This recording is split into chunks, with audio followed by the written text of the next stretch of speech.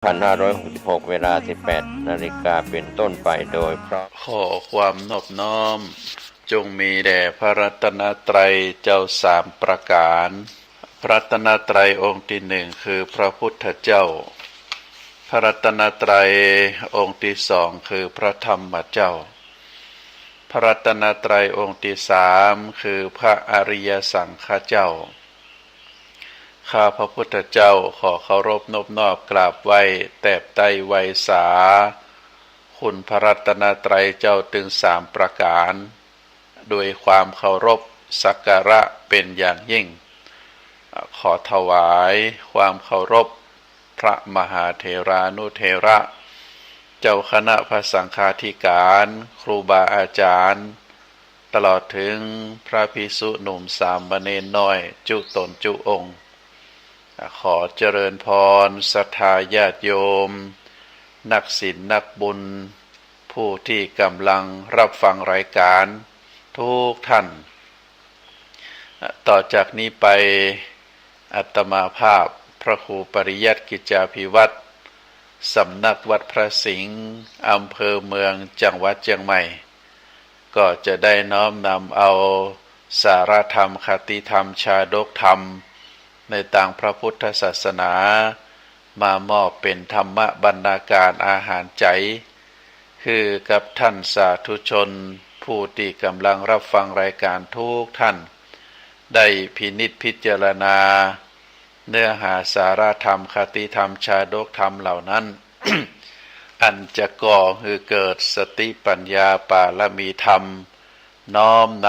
ำไปประพฤติปฏิบัติในชีวิตอันจะก่อให้เกิดความสุขอันจะก่อให้เกิดบุญกุศลคุณงามความดีกับตัวตนของท่านทั้งหลายแล้วก็เมื่อประพฤติปฏิบัติแล้วมันเป็นสิ่งที่ดีเป็นสิ่งที่งามเป็นสิ่งที่ถูกต้องเป็นสิ่งที่นำไปสู่ความเจริญรุ่งเรือง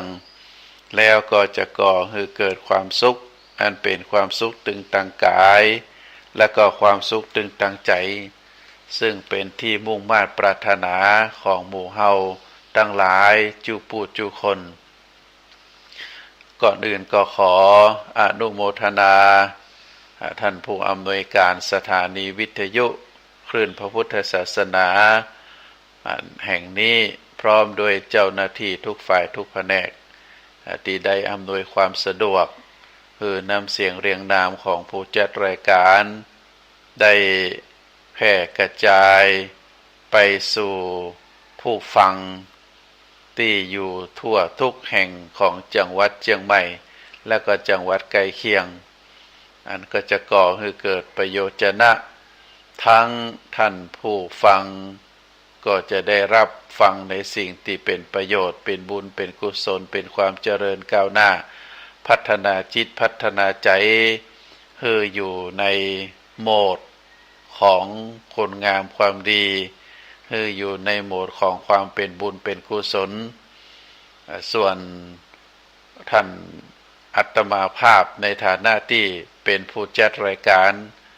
ก็ได้ชื่อว่าได้สนองงานพระศาสนาพระพุทธศาสนาเป็นศาสนาที่เฮาเคารพเริ่มใส่ศรัทธา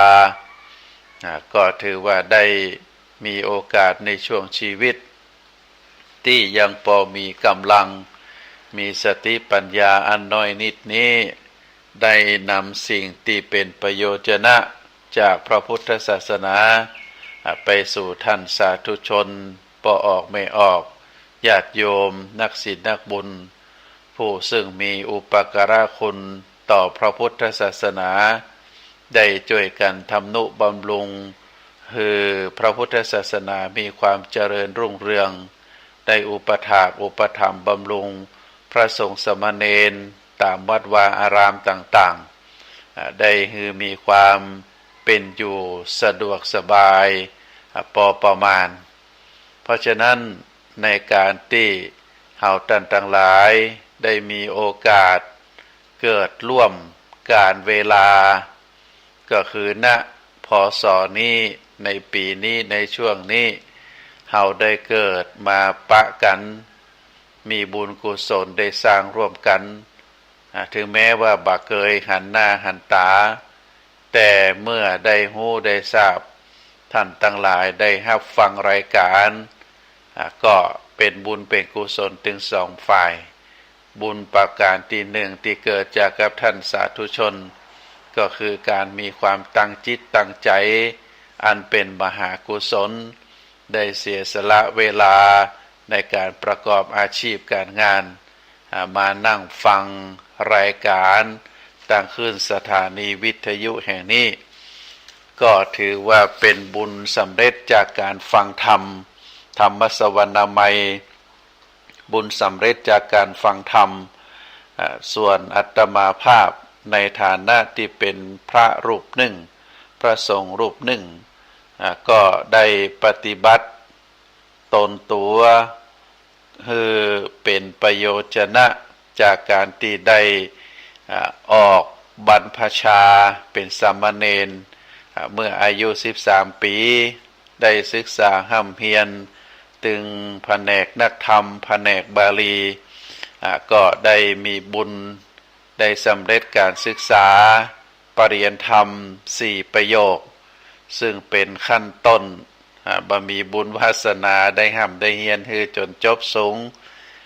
ต่อจากนั้นก็ได้ห้ำได้เฮียนวิชาการทางพระพุทธศาสนาได้ทำการทำงานรับใช้ครูบาอาจารย์รับใช้พระศาสนาได้ศึกษาห้ำเฮียนก็พอมีความรู้พอประมาณในช่วงสุดท้ายของชีวิต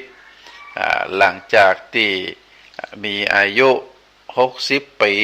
นะก็ถือว่าอยู่อยู่ปัจฉิมวัยวัยสุดท้ายก็เร่งประกอบคุณงามความดีโดยเฉพาะการได้น้อมนำเอาพระสัทธรรมขององค์สมเด็จพระสัมมาสัมพุทธเจ้าได้มามาจามาแสดงชี้แจงให้ศรัทธาญาติโยมนักศีลนักบุญได้ฟังกันก็ถือว่าเฮาต่างมีจุดประสงค์อันเดียวกันอาตมาเป็นผู้ค้นคว้าศึกษาห้ำเพียรพระธรรมคำสอนแล้วเอามาแสดงมาชี้แจงผ่านขึ้นสถานีวิทยุแห่งนี้ด้วยความมุ่งมา่ปรารถนาดีอยากจะให้ญาติโยมอุบาสกอุบาสิกาซึ่งตลอดชีวิตก็ได้ทนุบำรุงพระพุทธศาสนาโดยความเสียสละก็ได้รับรู้ได้รับฟังในสิ่งที่มันเป็นประโยชน์แล้วก็ศรัทธาญาติโยมในฐานะที่เป็นผู้ฟังก็เมื่อได้ฟังแล้วก็ได้พิจารณาด้วยสติปัญญาหันว่าพระธรรมคำสอนเหล่านี้มันเป็นประโยชนะต่อตัวเฮาได้นำไปพิจารณาน้อมนำมาประพฤติปฏิบัติเมื่อประพฤติปฏิบัติแล้วเฮาก็ถือว่าเฮาได้เข้าสู่ถนนแห่งความเป็นคนดีตามแนวทางพระพุทธศาสนาเฮาได้สะสมบารมีวันละเล็กวันละน้อยอันก็จะก่อให้เกิดความเข้าใจการปฏิบัติได้ถูกต้องเมื่อเฮาได้ปฏิบัติหรือการกระทำเป็นกรรมที่ดีเฮาเรียกว่าเป็นกุศลกรรมกรรมก็คือการกระทำเมื่อเฮาทำในสิ่งที่เป็นคุณงามความดีเป็นสิ่งที่ฉลาดเป็นสิ่งที่มุ่งพัฒนาสติปัญญาเฮาให้มีความเจริญรุ่งเรืองเฮาก็ถือว่าเป็นกุศลกรรมเป็นเส้นทางชีวิตแห่งความเป็นคนดีเพราะฉะนั้นก็ถือว่าท่านทั้งหลายได้ประพฤติปฏิบัติในสิ่งที่ถูกต้องแล้วขออนุโมทนาบุญเฮาได้เอาเวลาในชีวิตของเฮาจากที่เฮาได้ทุ่มเทชีวิตทั้งชีวิตตั้งแต่ปฐมวัยเมื่อเฮาอายุยังน้อยมาก็ได้ใช้เวลาตลอดชีวิต10 ปีแรกตั้งแต่เกิดมาจนถึง10 ปีแรกนั้นวัยของเฮาการเวลาของเฮาก็จะหมดไปกับความไร้เดียงสาซึ่งก็บ่ฮู้หยังเพียงแต่ได้ ได้กินได้ศึกษาห่ำเฮียนฮู้จากพ่อจากแม่เริ่มต้นก็การกำอูกำจาอันนั้นห้องว่าจะนั้นอันนี้ห้องว่าจะนี้ก็ได้ศึกษาห่ำเฮียนจากครอบครัวเข้าสู่โรงเรียนอนุบาลก็โดยความที่เป็นความไร้เดียงสานะก็ยังบอกฮู้ไอ้อย่างแต้ก็ได้ศึกษาห่ำเฮียนจากคนใกล้ชิดเขาเรียกว่า10 ปีแรกตั้งแต่เกิดจนถึง10 ปีแรกนั้นการเวลาของเขาก็จะหมดไปครับความไร้เดียงสาซับพอปีที่10ที่2นะปีที่10ที่2ก็คือตั้งแต่อายุ11 ปีจนถึง20 ปี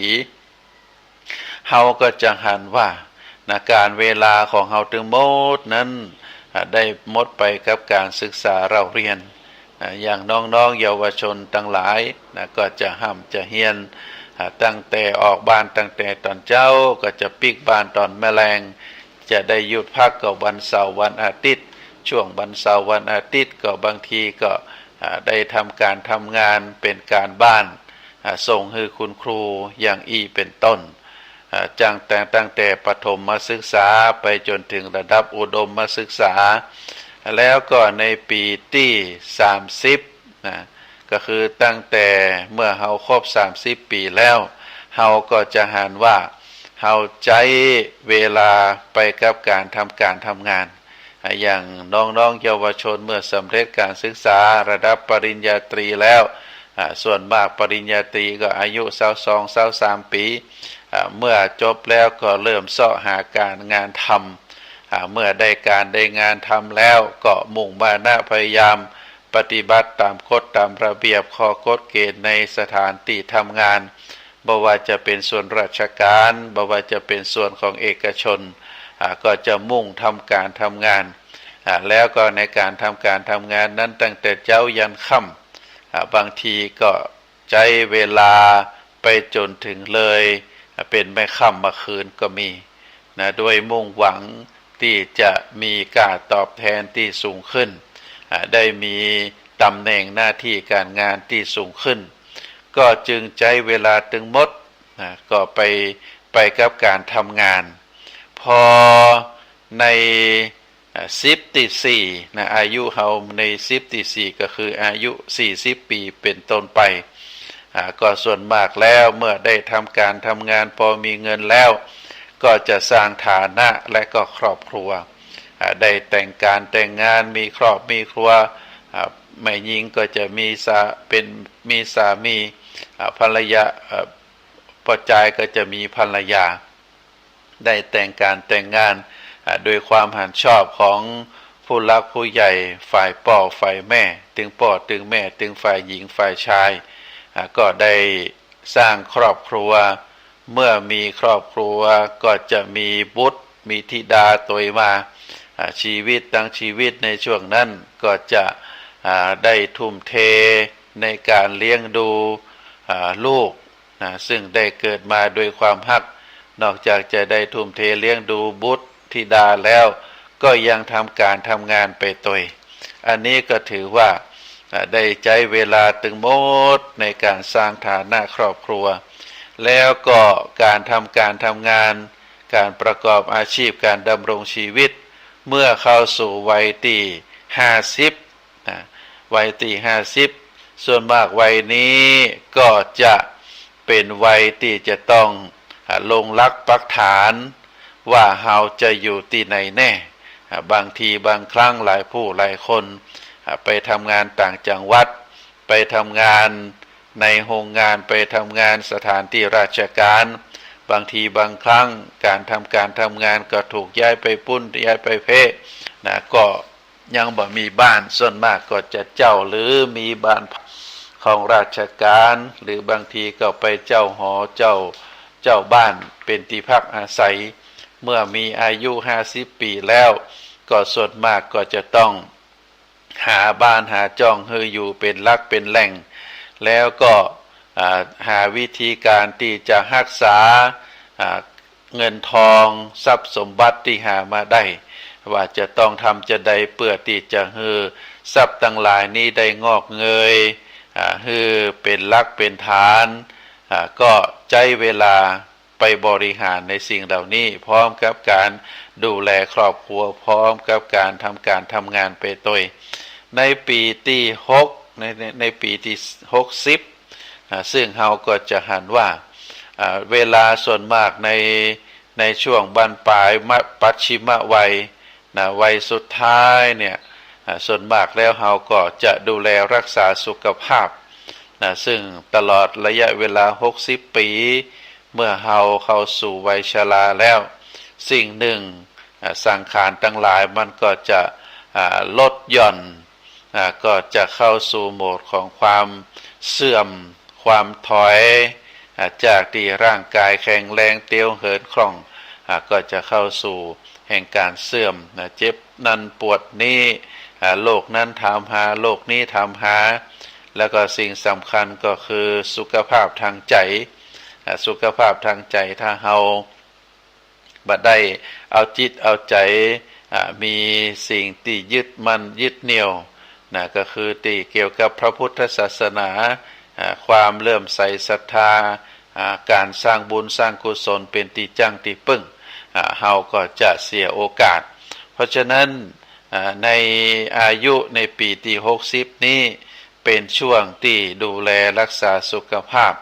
พยายามที่จะให้ร่างกายแข็งแรงแล้วก็บริหารจิตใจคือเป็นสมาธิคือปลอดโปร่งบ่คือมีความโลภความโกรธความหลงครอบงำหากว่ามีความโลภความอยากได้ความหลงความงมงายความโกรธ เข้าครอบงำจิตครอบงำใจแล้วก็จะส่งผลคือทางด้านสุขภาพร่างกายบางทีบางครั้งก็การเจ็บไข้ได้ป่วยทำให้กึดนักมีความดันแล้วก็จะมีอาการเรียกว่าเส้นสมองอาจจะแตกหรืออาจจะมีเลือดออกตามเส้นสมองก็ทำให้ร่างกายพิกลพิการไปบ่สามารถที่จะเดินเหินไปตามปกติเพราะเกิดจากร่างกายบวกกับจิตใจที่มีความทุกข์มีความทรมานมีความเครียดมีความบ่ปล่อยวางเพราะฉะนั้นสิ่งนี้ก็ถือว่าเฮาท่านทั้งหลายต้องระมัดระวังเด้อศรัทธาญาติโยมแล้วก็ปีที่10เรียกว่า70นะเมื่อชีวิตเฮาเข้าถึง70แล้วตามอายุไขของเจ้าไทยเฮาก็โดยเฉลี่ยณปัจจุบันนี้ก็ประมาณ75ปีท่านใดที่มีอายุเกิน75ปีก็ถือว่าเป็นบุญนะเป็นบุญก็จะต้องบริหารร่างกายคือแข็งแรงต่อสู้ไปหันไปนี่บ่อยู่กับที่บ่เศร้าหมองบ่เป็นคนเชื่องซึมบ่เป็นคนเก็บกดนะบ่เป็นคนเรียกว่าเป็นคนซึมเศร้านะเฮาจะต้องไปปะกับคนนั่นคนนี้เดินเหินไปหันไปนี่ไปพอคนนั่นคนนี้นะแล้วก็ไปทำการทำงานมีเพื่อนมีฝูงก็ไปอู้ไปจากันทั้งหมดนี้ก็จะเป็นสิ่งที่เฮาต้องทำใจนะทุกสิ่งทุกอย่างมันบ่เหมือนเดิมเฮาก็จะต้องปล่อยวางนะก็จะต้องปล่อยวางทำจิตทำใจลูกหลานก็ปล่อยไปตามที่เขาจะเป็นได้เฮาเลี้ยงมาแล้วเมื่อเขามีครอบมีครัวมีการมีงานทำแล้วก็เป็นเรื่องของเขาเฮาก็จะต้องปล่อยวางดูแลสุขภาพร่างกายให้เฮาพอเป็นไปได้ออกกำลังกายซ้อหาอาหารกินทานตามที่จะให้ร่างกายแข็งแรงเพราะว่าชีวิตเฮานั้นอยู่ด้วยความมีอาหารเป็นเครื่องหล่อเลี้ยงก็เรียกว่าถ้า70ปีแล้วก็จะต้องปล่อยวางทุกสิ่งทุกอย่างเนอะศรัทธาญาติโยมถ้าหากเขาบ่ปล่อยวางแล้วบางทีบางครั้งก็ทำให้ทุกข์นะเพราะฉะนั้นก็ขอทบทวนให้ศรัทธาญาติโยมว่าชีวิตของเฮานั้นสิ่งที่เฮาประสบในช่วงแต่ละ10 ปีของชีวิต10 ปีแรกตั้งแต่ปีที่1จนถึงปีที่10เฮาก็จะชีวิตของเฮานั้นก็จะหมดไปกับความไร้เดียงสาเป็นวัยที่ศึกษาเป็นวัยที่เรียกว่าศึกษาเรียนรู้การอู้การจาการเดินการอย่างต่างๆ นะแล้วก็พอปีที่10ถึงปีที่20ชีวิตของมนุษย์เฮาก็จะอยู่กับการศึกษาห้ำเฮียนตั้งแต่ระดับอนุบาลระดับประถมระดับมัธยมจนถึงระดับอุดมศึกษาได้รับปริญญาก็ถือว่าสำเร็จการศึกษาพอปีที่30นะเฮาก็จะต้องทุ่มเทชีวิตของเฮาไปกับการทำงานและก็การใช้ชีวิตนะเมื่อปีที่40ขึ้นมาแล้วอภัยที่ยังบ่ได้แต่งงานบ่มีรักบ่มีทานก็จะต้องคิดจะต้องทบทวนจะต้องหาว่ากู้ชีวิตเฮาจะสร้างครอบครัวจะได้จะมีลูกกี่คนฐานะเฮาเป็นจะได้พ่องนะแล้วก็เมื่อปีที่50แล้วก็จะต้องเสาะหาที่อยู่เป็นหลักเป็นฐานกรณีถ้าบ่มีบ้านบางทีก็หลายผู้หลายคนก็มีตั้งแต่อายุยังน้อยแต่ว่าคนที่มีฐานะนะคนที่มีฐานะก็จะพยายามรักษาสิ่งของที่หามาได้แล้วก็หาลักหาทานหาแนวทางที่จะให้ทรัพย์สินนั้นได้งอกเงยเพิ่มพูนนักยิ่งขึ้นแปลงบ้านแปลงจองที่พักอาศัยเรือนกายที่เฮาจะต้องใจซื้ออาศัยอยู่ไปตลอดชีวิตแล้วก็ในปีที่60เข้าสู่ปัจฉิมวัยนะวัยสุดท้ายแล้วก็คือจะต้องใช้เวลาดูแลสุขภาพของตัวเก่าบางทีบางครั้งด้วยความประมาทเลิ่นเลอเมาแต่ยาการยางานพอมาหูแหมกำโรคภัยไข้เจ็บเกิดขึ้นเป็นจำนวนนักโรคหัวใจโรคความดันโรคเบาหวานแล้วก็อาจจะมีโรคที่แทรกซ้อนเข้ามาอาจจะเป็นโรคไตโรคอะไรอย่างต่างๆบางทีบางครั้งเงินที่เฮาหามาได้ตลอดชีวิตก็จะหมดไปกับการใจไปรักษาร่างกายของเฮาเพราะเฮาประมาทอย่างอีเป็นต้นเพราะฉะนั้นวัย60นี้ต้องดูแลถึงสุขภาพกายและก็สุขภาพใจของเฮานั้นต้องน้อมเข้ามาลำลึกถึงนึกถึงคุณพระรัตนตรัยพระพุทธพระธรรมพระสงฆ์เอาบุญเอากุศลเป็นที่จังเป็นที่พึ่งแล้วก็ต้องพยายามรักษาคุณงามความดีทำความดีให้เพิ่มขึ้นปุญญานิปรโลกัสมิงปฏิทาหุนติพระพุทธองค์บอกว่ามนุษย์เฮานั้นมีบุญมีกุศลเป็นที่จังที่พึ่งแม้เฮาจากโลกนี้ไปแล้วไปสู่โลกไปหน้าบุญกุศลก็จะเป็นที่จังที่พึ่งของเฮาเพราะฉะนั้นเฮาก็จะไปละไปลืมเมื่อเฮาสู่วัยสุดท้ายวัยมัชชิมไปปัจฉิมวัยแล้วก็จะต้องทำบุญทำกุศลไว้เมื่อเฮาอายุ70ปีนะท่านสาธุชนเมื่อเฮาอายุ70ปีแล้วก็จะต้องปล่อยวางนะต้องปล่อยวางแล้วก็พยายามประคับประคองชีวิตของเฮาคือเป็นไปด้วยความสะดวกสบายการเป็นอยู่การออกกำลังกายการรับประทานอาหารก็ดูแลคืออยู่ในช่วงสบายคือรับประทานอาหารที่ย่อยง่ายแล้วก็พืชผักผลไม้ก็เป็นเรื่องสำคัญเพราะนั้นก็ขอฝากให้ศรัทธาญาติโยมลองพินิจพิจารณาท่านสาธุชนทั้งหลายสำหรับในวันนี้ก็อยากจะฝากสิ่งที่กรรมเป็นกรรมที่อยู่ไกลตัวเฮานักที่สุดตั้งแต่เฮาเกิดมาจนถึงการจากไปของบุคคลที่ได้ชื่อว่าพ่อแม่เฮาเกิดมากำแรกที่เฮาถูกสอนห้องเรียกก็คือพ่อแม่บุคคลที่มีหน้าที่ในการสงเคราะห์บุตรธิดาก็คือพ่อแม่คำว่าพ่อแม่นี้เป็นกรรมที่มีความหมายยิ่งใหญ่สำหรับชีวิตมนุษย์เพราะพ่อแม่นอกจากจะเป็นจุดเริ่มต้นของชีวิตแล้ว ยังเป็นจุดเริ่มต้นของการเรียนรู้ และคุณธรรมแห่งหลายประการ และเป็นกรรมของคนไทยเฮาแต่เป็นกรรมศักดิ์สิทธิ์ฝังจิตซึ้งใจบ่ฮู้จักเบื่อยิ่งฟังยิ่งซึ้งเป็นกรรมที่มีอำนาจอยู่ในตัวคนไทยทั่วไปใจกรรมว่าพ่อแม่เป็นกรรมสำคัญส่วนในทางศาสนาก็มีทรัพย์ที่เรียกพ่อเรียกแม่อยู่หลายกรรม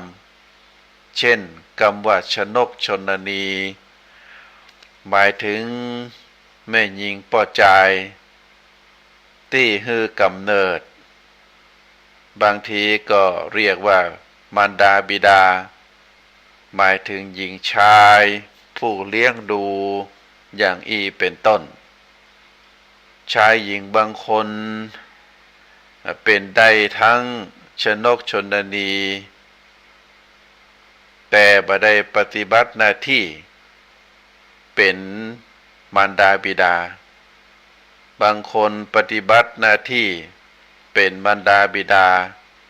แต่ก็บ่ใช่ผู้ฮือกำเนิดผู้ที่เป็นทั้งชนกชนนีแล้วก็เป็นตึงปิตามารดาจึงเหมาะสมที่จะใช้คำว่าพ่อแม่เพราะพ่อแม่จะต้องปฏิบัติหน้าที่ทั้งในส่วนที่เป็นสภาวธรรมทั้งในส่วนที่เป็นคุณธรรมการฮือกำเนิดแก่ลูกชื่อว่าเป็นพ่อเป็นแม่โดยสภาวธรรมหรือโดยธรรมชาติทางศาสนาเรียกว่าชนกชนนีส่วนการอุปการะเลี้ยงดูชื่อว่าเป็นพ่อเป็นแม่โดยคุณธรรมทางศาสนาเรียกว่ามารดาบิดาพ่อแม่ได้ชื่อว่าเป็นพระประจำวันชีวิตของลูกข้อความนี้เป็นพระพุทธดำรัสในสัพพมกสูตรพระพุทธองค์ได้ตรัสว่าดูก่อนภิกษุทั้งหลายคำว่าพรหมเป็นชื่อของพ่อแม่คำว่าบุรพเทพเป็นชื่อของพ่อแม่คำว่าบุรพาจารย์เป็นชื่อของพ่อแม่คำว่าอาหุนยบุคคลเป็นชื่อของพ่อแม่พรหมบุรพเทพบุรพาจารย์อาหุนยบุคคลสี่กรรมนี้เป็นชื่อของพ่อแม่พ่อแม่ที่ได้ชื่อว่าเป็นพรหมของโลกก็เพราะ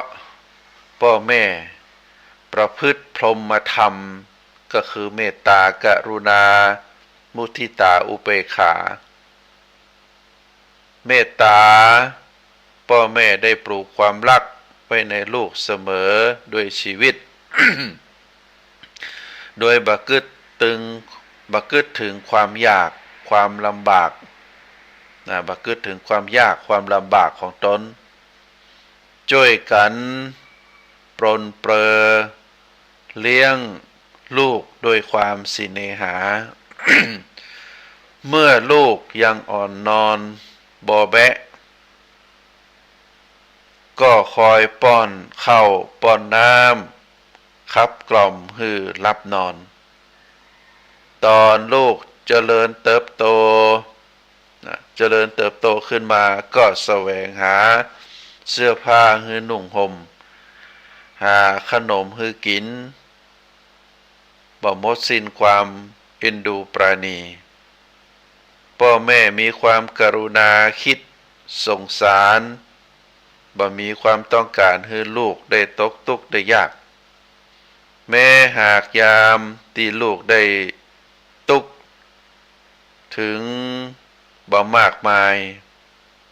พ่อแม่ก็บ่วายที่จะวิตกหวั่นอกตกใจอยู่เป็นนิดคิดหาอุบายที่จะปลดเปลื้องบดูดายเมื่อลูกทั้งหลายได้ดีมีความสุขหรือเจริญด้วยลาภยศหรือสำเร็จเป็นศิลปวิทยาพ่อแม่ก็พลอยปรีดาปราโมทย์ยิ่งเป็นคนสร้างประโยชน์ให้แก่สังคมนักเท่าใดพ่อแม่ก็มีความอิ่มอกอิ่มใจเท่านั้นอันสุดท้ายมีใจเป็นกลางบ่คิดเยียบย่ำซ้ำเติมได้แต่คอยเพ่งพินิจพิจารณาดูโดยอุเบกขาความวางใจเป็นกลางอันนี้เป็นคุณของพ่อของแม่ ในฐานะที่เป็นพระพรหมของลูก คือเมตตากรุณามุทิตาอุเบกขาคุณธรรมถึงสี่ประการนี้มีอยู่ในจิตในใจมีอยู่ในการกระทำมีอยู่ในกรรมติอูของพ่อของแม่ที่ได้ประพฤติปฏิบัติต่อลูกของตัวเก่า ข้อตีว่าพ่อแม่นั้นเป็นบุรพเทพของลูกคำว่าเทพก็หมายถึงผู้วิเศษโดยประเภทก็มีอยู่สามก็คือสมมุติเทพเทพโดยสมมุติอุบัติเทพเทพโดยอุบัติวิสุทธิเทพเทพโดยความบริสุทธิ์พ่อแม่จัดเป็นสมมุติเทพเพราะมีความประพฤติดุจถวยเทพโดยเป็นต้นกำเนิดให้ลูกเกิดมาได้หันฟ้าหันดินแล้วก็ได้หันอากาศได้สูดอากาศโดยความบ่ประมาทคอยเอาอกเอาใจปกปักรักษาคุ้มครองชนิดแม่มดก็บ่ฮือได้ไต่ไรก็บ่ฮือได้ตอมทนุถนอมกล่อมเกลี้ยงเลี้ยงดูจนเติบใหญ่ได้ชะเง้อคอยดูคอยแลพึ่งหูคอยฟังอยู่ทุกลมหายใจในการปฏิบัติอย่างนี้จึงมีการเปรียบพระคุณของพ่อของแม่ว่าคุณแม่เต้าภูเขากล้าคุณพ่อเท่าฟ้ากับดินข้อต่อมาเป็นบุรพาจารย์ของลูกก็หมายความว่าบุรพาจารย์ก็คืออาจารย์คนแรกที่ทำหน้าที่สอนลูกคือเป็นคนสอนภาษากำอูสอนฮืออูเป็นสอนฮืออูสุภาพอ่อนโยนไพเราะสนอโสดสอนมารยาทฮือเป็นคนมีมารยาทงามมีมารยาทดีและก็มีมารยาทอ่อนโยนข้อที่ว่าเป็นอาหุนัยยะบุคคลของโลกเป็นพระอรหันต์หมายความข้อนี้ก็คือพระอรหันต์และก็ผู้ทรงคุณธรรมชื่อว่าเป็นอาหุนัยยะบุคคลก็คือบุคคลที่ควรรับของคำนับบูชาของลูก พ่อแม่เป็นผู้ควรได้รับกรรมได้รับของได้รับคำนับบูชาของลูกแล้วก็เป็นผู้ที่มีอุปการะแก่ลูกมีทั้งพระเดชคือความอบอุ่นมีถึงพระคุณคือการเลี้ยงดูรักษาถือว่าเป็นก้อนบุญก้อนคุณของลูกอันนี้ถือว่าเป็นหน้าที่ที่ได้รับกรรมยกย่องในทางพระพุทธศาสนาของพ่อของแม่อันก็คือกรรมว่าเป็นพระพรหมของลูกเป็นบุรพเทพของลูกเป็นบุรพาจารย์ของลูก เป็นอาหุนยบุคคลของลูกซึ่งพระพุทธองค์ได้ตรัสไว้ในสัพพมกสูตรนอกจากนี้แล้ว ภาระหน้าที่ของพ่อของแม่ก็ยังมีอยู่ถึง5ประการโดยที่พระพุทธองค์ได้ตรัสหน้าที่ของพ่อของแม่ได้ตรัสไว้ในสิงคาลกสูตรประการที่1ปาปานิวาเรนติแปลว่าห้ามแปลว่ากันลูกจากความชั่วก็คือการป้องกันบ่ฮือเพียงแค่ห้ามโดยพยายามทุกวิถีทางในอันที่จะกันลูกบ่ฮือตกไปสู่ความชั่วคุณข้อนี้ย่อมเป็นประจักษ์ชัดเจนที่เฮาหันพ่อแม่ทุกพระองค์ทุกองค์ทุกคนพ่อแม่ทุกคนเพราะว่าจะเป็นอาชีพอะไรยัง ก็ตั้งแต่มีความรู้สูงจนถึงบ่มีความรู้ในตามหลักสูตรแต่โดยประสบการณ์โดยความรักของพ่อของแม่ก็จะห้ามลูกบ่ฮือทำความชั่วบ่ฮือเข้าไปเกี่ยวข้องฮือห่างจากความชั่วและก็ฮือประกอบคุณงามความดีประการที่2กัลยาเนวิเนเสนติก็คือปลูกฝังลูกในทางความดี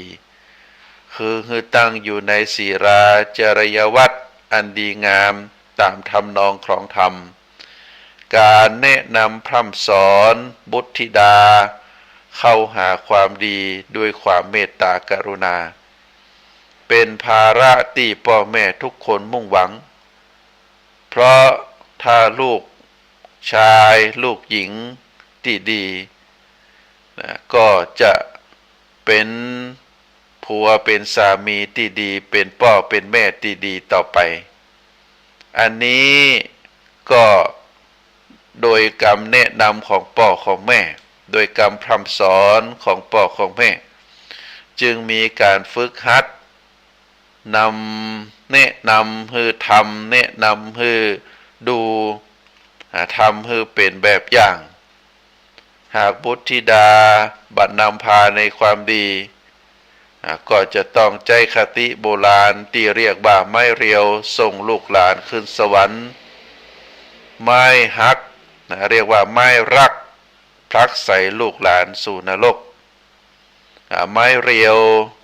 ส่งลูกส่งหลานขึ้นสวรรค์ไม้รักพลักใส่ลูกหลานลงนรกหรือที่เรียกว่าสระน้ำลูกยอก่อไผ่บางครั้งบางคราวก็ต้องขู่บังคับ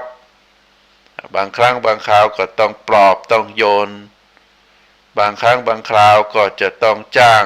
หรือจะต้องล่อโดยทรัพย์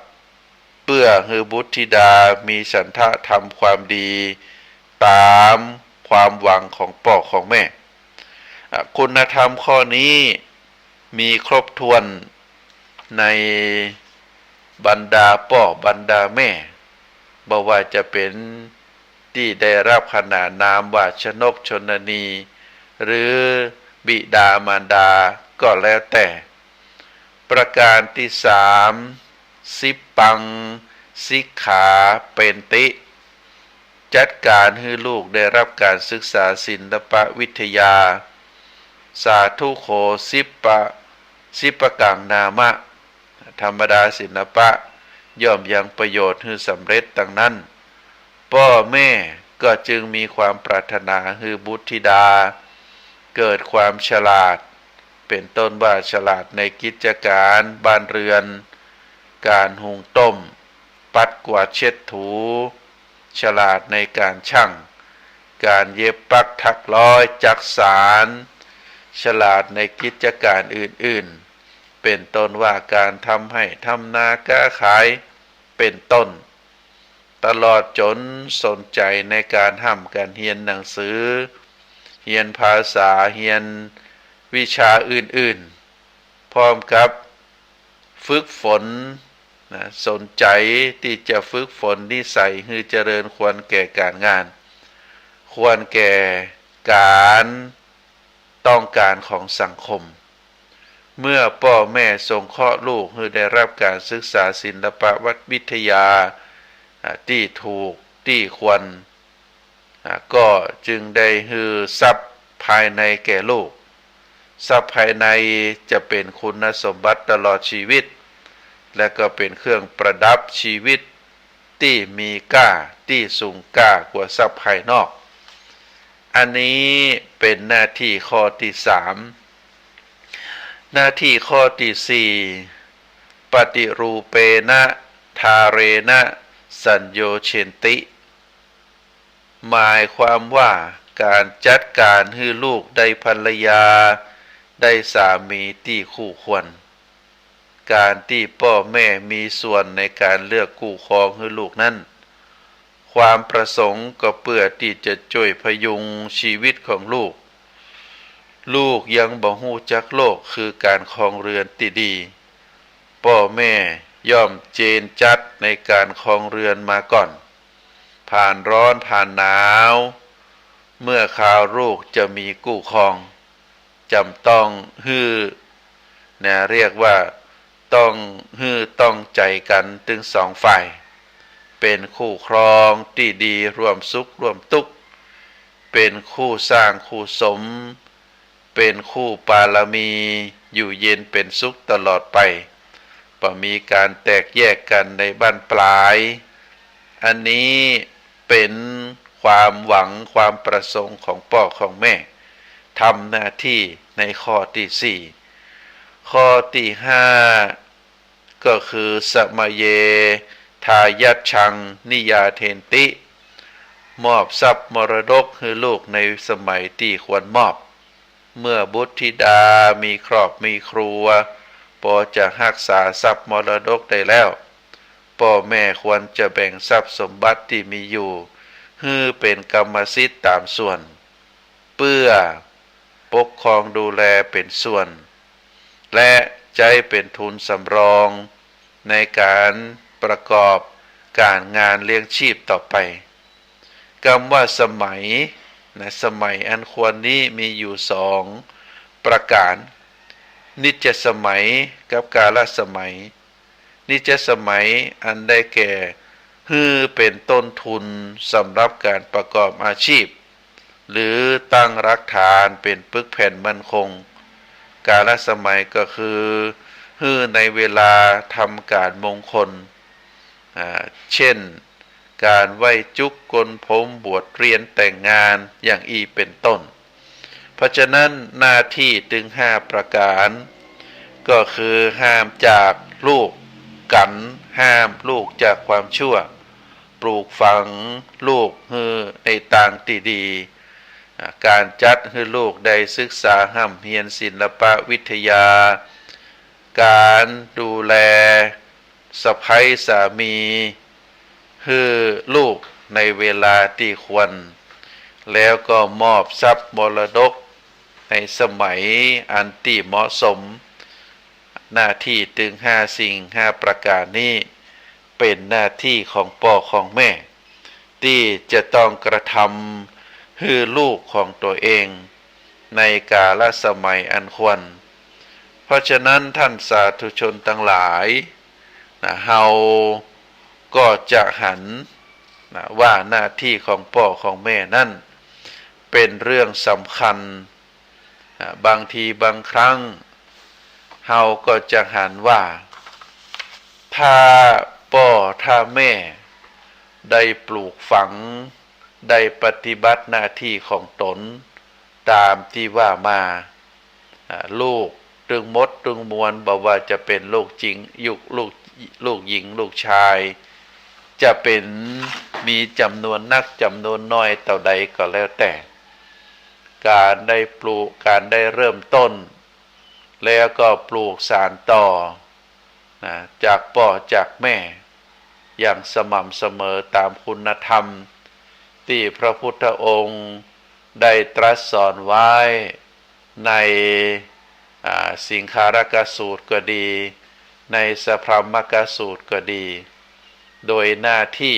ตามธรรมชาติโดยหน้าที่ตามคุณธรรมโดยหน้าที่ที่เฮาในฐานะพ่อในฐานะแม่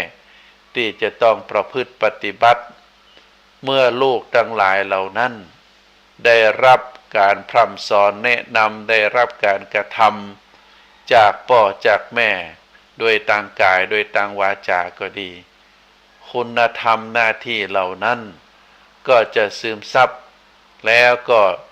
จะไปต่อยอดถึงลูกถึงหลานเรียกว่าเป็นวงตระกูลที่ได้รับการแนะนำพร่ำสอนมาเป็นอย่างดีแต่ในส่วนของลูกหรือพ่อแม่บางผู้บางคนตามที่ได้กล่าวมาบางคนได้ปฏิบัติหน้าที่เฉพาะชนกชนนีก็คือฮือกำเนิดเท่านั้นแต่บ่ได้ทำหน้าที่ปิตามารดาคือการเลี้ยงดูหรือบางคนบ่ใช่ชนกชนนีบ่ได้ฮือกำเนิดแต่ได้รับเอาเด็กน้อยคนนั้นมาเลี้ยงดูเหมือนกับเป็นลูกในไส้โดยปฏิบัติหน้าที่ของความเป็นพ่อเป็นแม่บางครั้งบางคราวบางคนก็ทำหน้าที่บ่ได้สมบูรณ์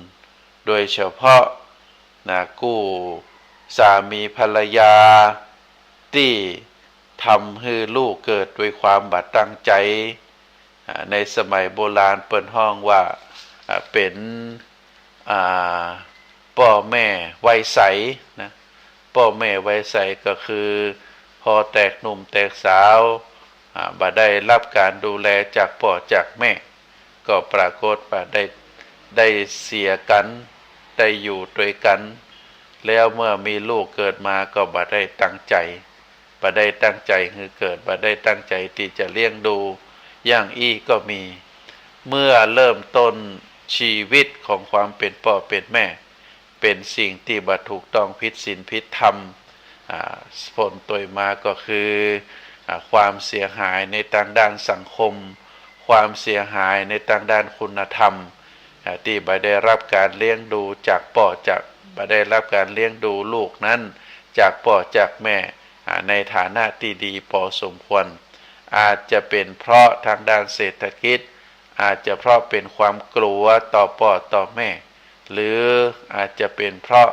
ในจิตใจบ่เข้มแข็งพอทำเพื่อความสนุกสนานต่ออันแต่บ่ได้ทำโดยอันเกิดจากความฮักความพร้อมถึงทางด้านร่างกายและก็ทางด้านจิตใจเพราะฉะนั้นก็ขอฝากศรัทธาญาติโยมได้พินิจพิจารณาถึงเรื่องราวที่ได้อูมาโดยเฉพาะความเป็นพ่อเป็นแม่เนอะก็ฝากทุกท่านได้พินิจพิจารณาในอันสุดท้ายนี้อาตมาภาพก็ขอฝากสาระธรรมคติธรรมชาดกธรรมในทางพระพุทธศาสนาให้ท่านทั้งหลายได้พินิจพิจารณาก็ขออนุโมทนาบุญที่ท่านทั้งหลายได้ตั้งใจฟังพระธรรมคำสอนขององค์สมเด็จพระสัมมาสัมพุทธเจ้าที่ได้น้อมนำมาอัญเชิญมามาเอ่ยในวันนี้ขอบุญกุศลได้ปกปักรักษาคุ้มครองให้ทุกท่านมีความสุขมีความเจริญตลอดไปขอ